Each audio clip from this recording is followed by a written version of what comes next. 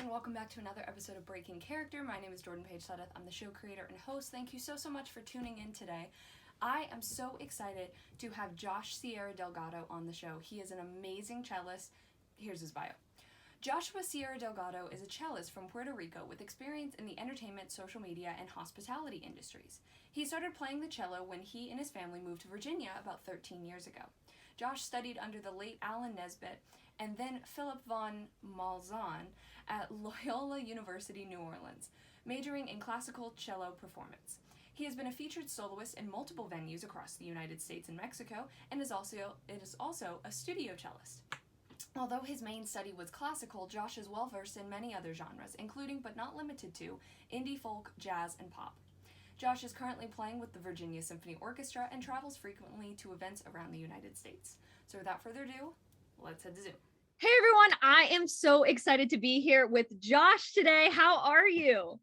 I am doing well. How are you? I'm good, thank you. It has been a busy day, but it's been a good day, but it's been a very busy day. I'm excited to sleep. Absolutely, same. Yes. Well, just as I was telling you before I hit record, I am so excited to have you on the show.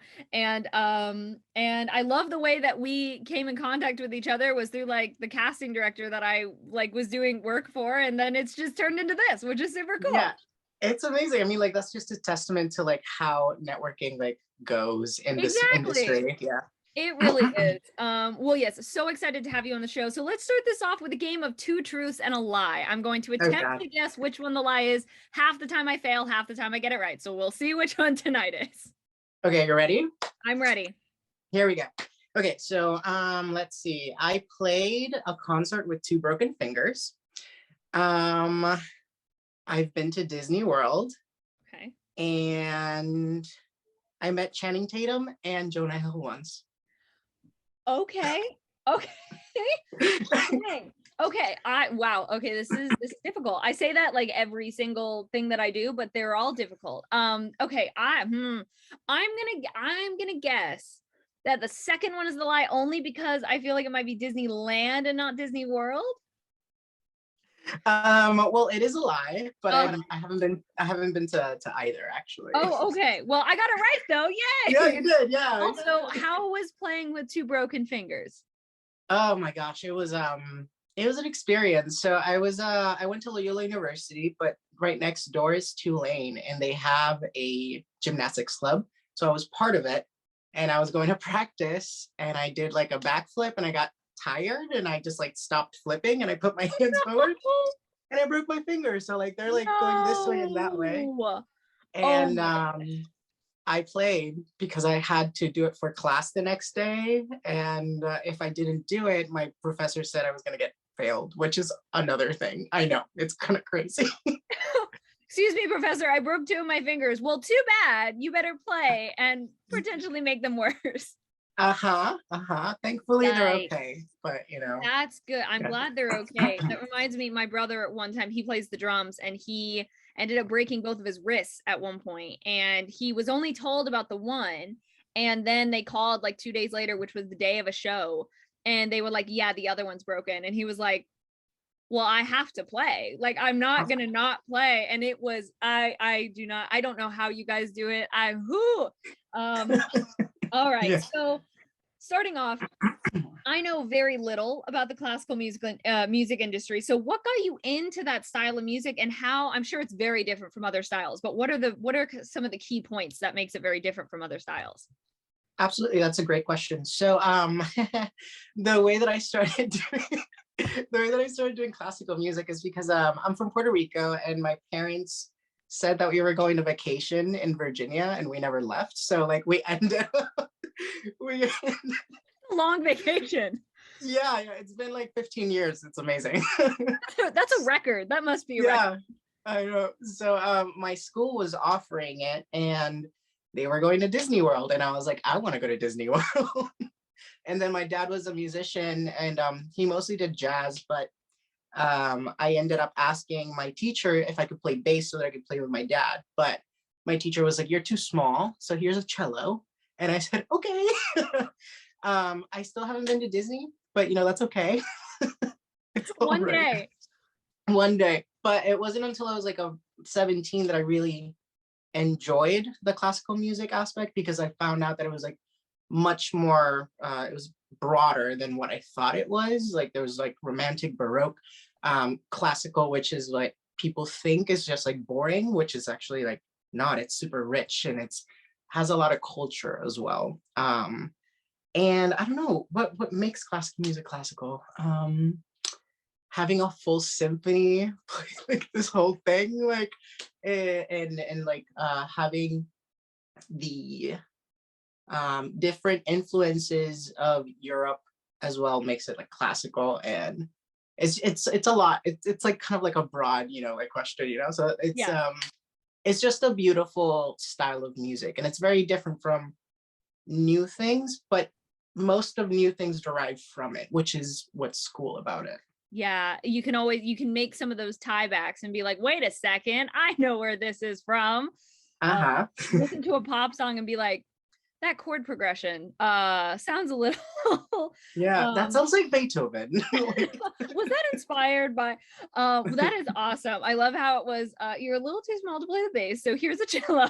Yeah. Next best thing, here you go.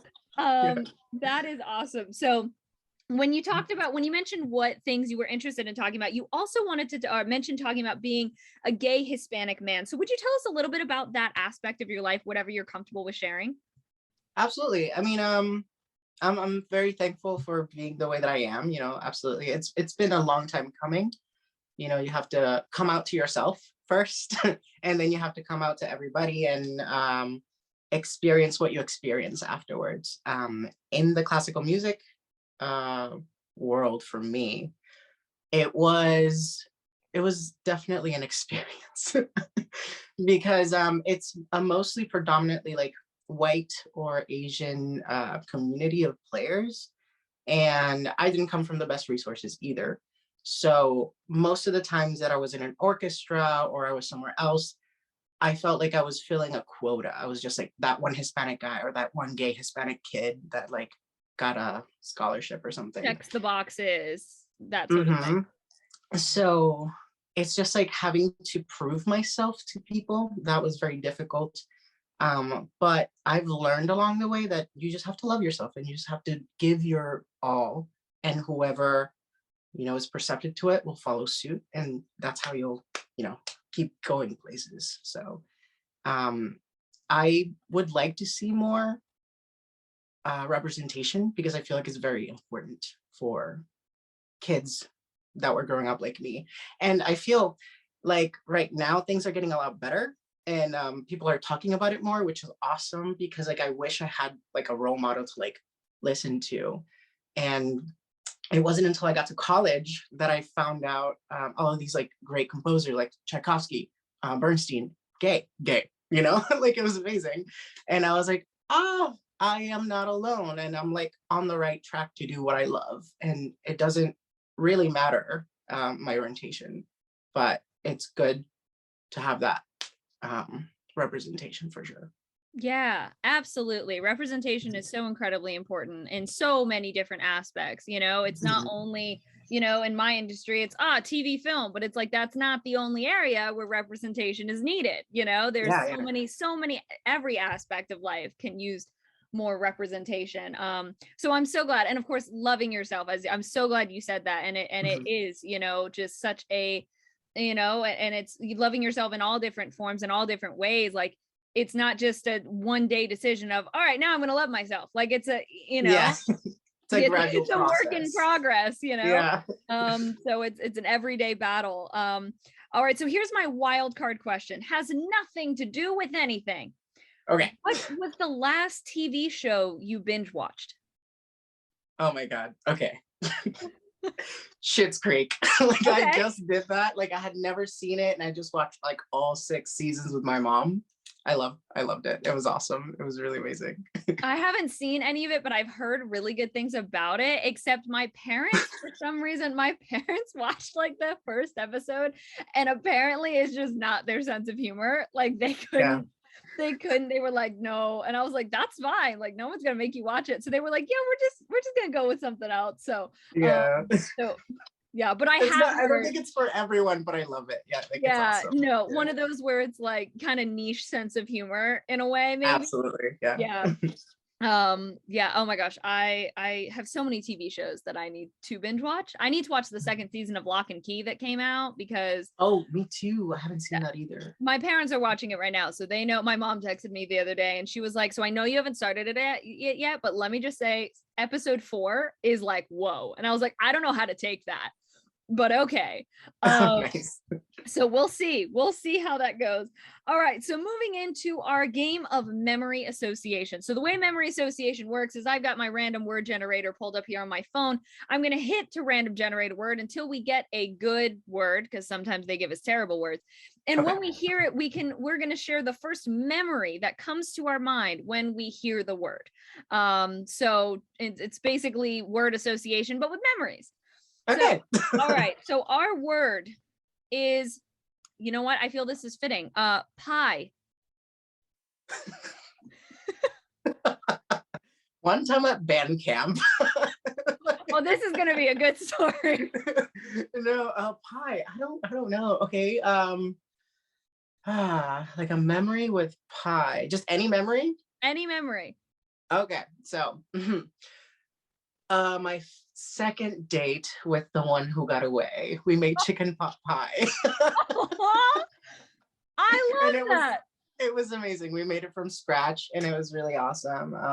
He was also a pianist, so like then we played some music. It was great. That's really awesome. My Yeah. mom makes chicken pot pie, and I'm the type of person who is picky enough to be like, hey, when I'm at the house, can you make it without vegetables? Like, I just want the chicken and the crust. That's all I want. My memory for pie was in Vancouver. When I was in Vancouver for school, we were celebrating our first Canadian Thanksgiving for a lot of us, because half of us were from Canada, the other half of us were not. So for me, my American self was, or my US self was like, wait, why is Thanksgiving in October? I was like, what is happening here?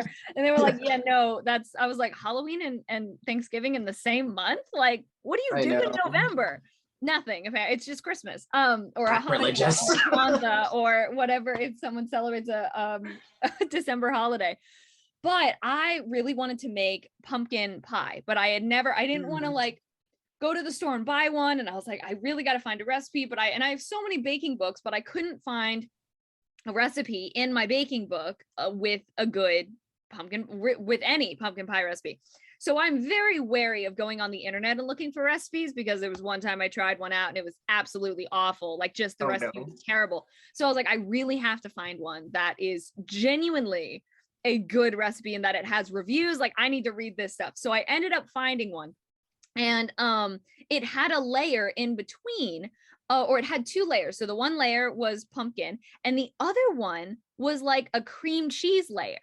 And I was like, I don't know how this is going to turn out, but I'm happy to say it came out very, very well. I got great reviews from my classmates who tried it. And I have this habit of, when I try something that I've baked, I can't actually decipher how it tastes the day I make it. I have to wait until after, because I'm so like caught up in the like worry of like, does it actually taste good? I don't actually taste it.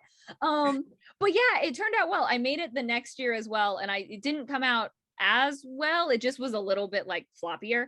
But it was still good. But yeah, I should make it again at some point when I have, I don't need to walk to the store to get my groceries. I can drive.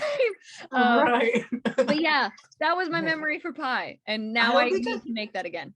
Yeah, I don't think I've ever had a pumpkin pie, like any type of pumpkin pie. I was very opposed. I really had zero interest in it for the longest time, because I was like, why would I want to eat anything that is called pumpkin pie? Like, that sounds gross. But that's basic. I don't remember when the first time I tried it was, but I was like, I am actually surprised that I enjoyed that. So that's the only pumpkin pie recipe I've made, and I'm too scared to look for another one. I think I'll just stick with that. And worst comes to worst, I just take out that other layer and just make double of the pumpkin, and then I'm like, great, there it is. That's it. That's what I need. I mean, if it works, it works. If it works, it works. People were happy with it, so I'll take it. And so I would love to hear some crazy stories from events or shows that you've performed at. Could you one or two that you I'm sure you have so many. I do. Okay. So I have one that's like really cool, and then I have another one that's kind of like weird. So like, which one Okay. do you want first? Whichever you feel like. Okay, let's start with the cool one. Okay. Okay. So, set the scene. It is 2016. I've been in New Orleans for a few years, like 3 years, and then I get a call and I am playing for a fashion show. And I was like, okay, what's a fashion show? Like it's cool, whatever. We go to the Sager Theater, my bad, which is this really nice theater in the French Quarter of New Orleans. And we go in, it's gorgeous. It just looks like a Venetian palace inside. And then we go to the pit of the orchestra, right? To my surprise, they're like, by the way, we're gonna lift you. And I was like, you're gonna lift us? So I was like, okay, sure. Well, like whatever. And then we go in, we're playing, and then the platform starts levitating. And once it goes all the way up, I see all of the people that are there. And then the models like walk around us. And I was like, oh my God, I feel like I'm in a movie. And we were playing like some really cool, like, think Bridgerton like music. Wow. And I was like, that is the coolest experience of my life so far. And then the weird one, you ready? I'm ready.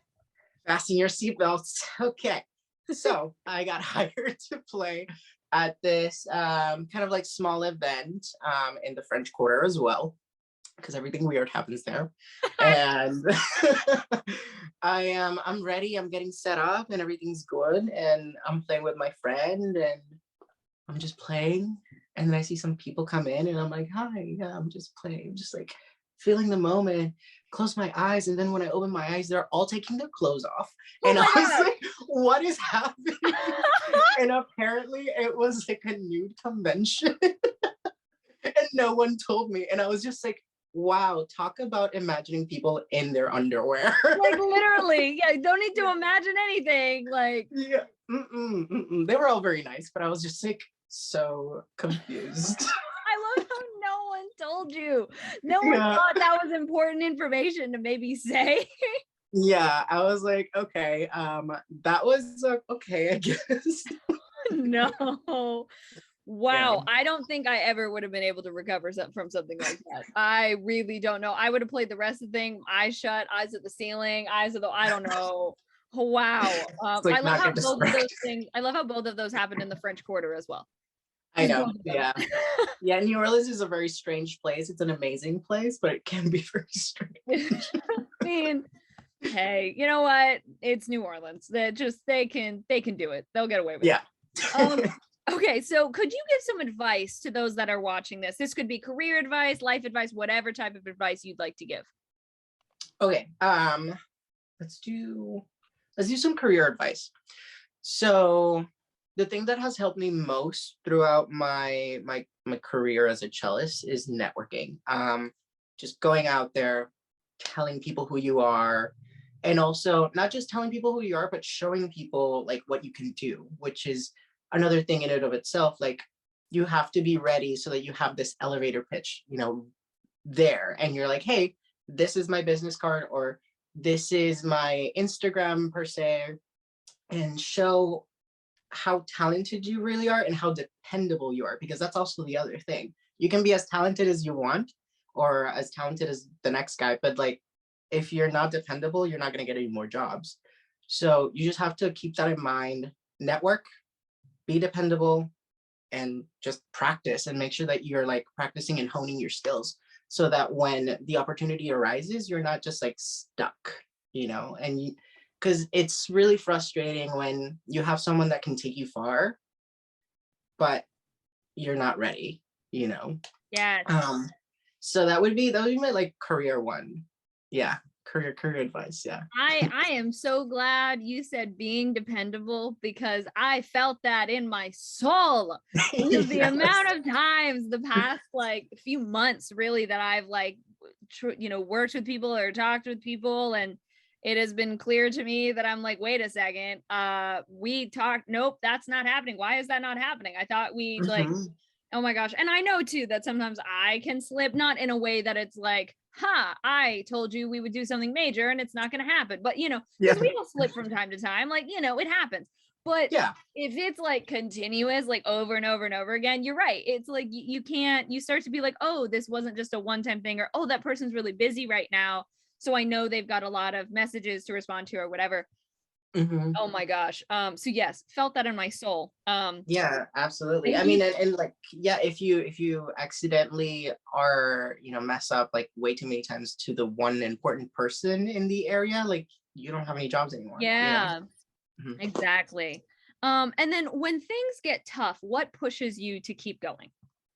I think my support system and knowing that what I am doing is because I love it, not just because I need the money, you know? Like you can have a job, you can get whatever money from it. But unless you're truly happy with what you're doing, you're not really, you know, enjoying your life.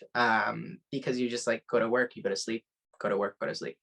And then having a support system, like I mentioned, like my friends, my family, they are all people that I lean to whenever I need advice or when things are getting like tough, because in this industry, it's not like linear. Like there's a lot of ups and downs. Yeah.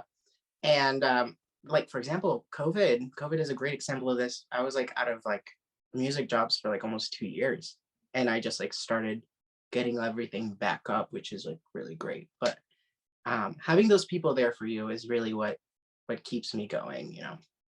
Yeah, support systems are so important, and surrounding yourself with people who are going to support you and not people who are going to be like, that sucks.